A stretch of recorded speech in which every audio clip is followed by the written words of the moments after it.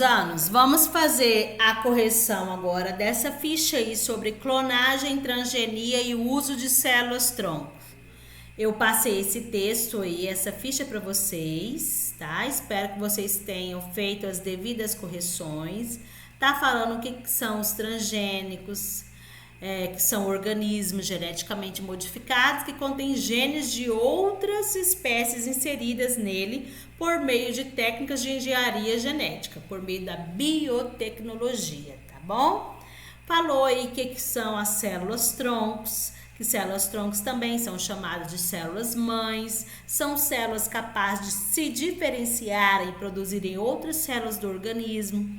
Devido à característica, essas células têm o vigor e têm vigorado como uma grande esperança terapêutica no tratamento de problemas relacionados aos órgãos do corpo, cujos tecidos têm pouco poder regenerativo. Então, elas são células poderosas para regeneração, que vai fazer a regeneração de qualquer célula do nosso corpo humano, menos os neurônios, que até hoje ainda não descobriram uma técnica para regenerar, fazer a regeneração dos neurônios, tá? Então, por exemplo, aí, o uso de células-troncos poderia ser eficaz no tratamento de doenças do sistema nervoso, além de doenças degenerativas, cardiovasculares, hematológicas e diabetes.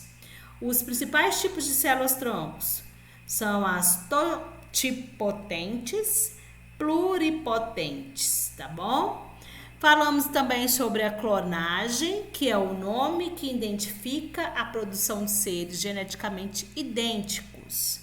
Na biologia, considerando que a clonagem pode acontecer naturalmente, como gêmeos, monozigotos ou reprodução assexuada das bactérias. Nós vimos a clonagem natural, ela pode acontecer clonagem natural, clonagem por meio da reprodução assexuada, né?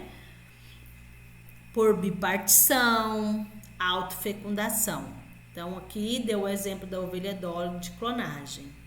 E tem as atividades aí abaixo para fazermos as devidas correções. Olha só, eu passei essas atividades aí para vocês, então, para fazerem as devidas correções. Então, nós temos aí a questão número 1.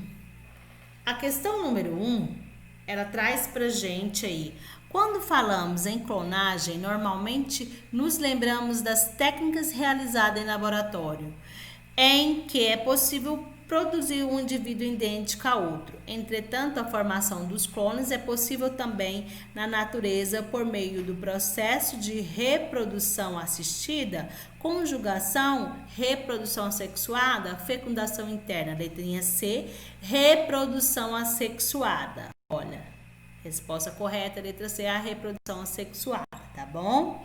Número 2, em um laboratório de genética experimental, observou-se que determinada bactéria continha um gene que conferia resistência a pragas específicas de plantas.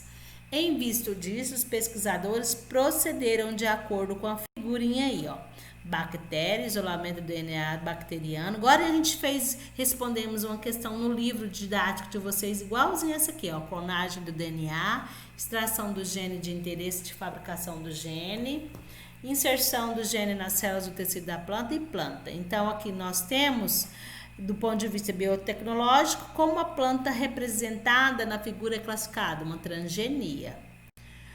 3. Pesquise mais informações sobre o uso de alimentos transgênicos ou converse com outras pessoas e escreva no quadro a seguir alguns argumentos, fatores que são considerados positivos a favor e prós e alguns negativos contra. Então, sempre tem pontos positivos e negativos. Então, você colocou aí os positivos e os negativos. Observe se o seu quadro ficou mais ou menos igual esse aqui, tá?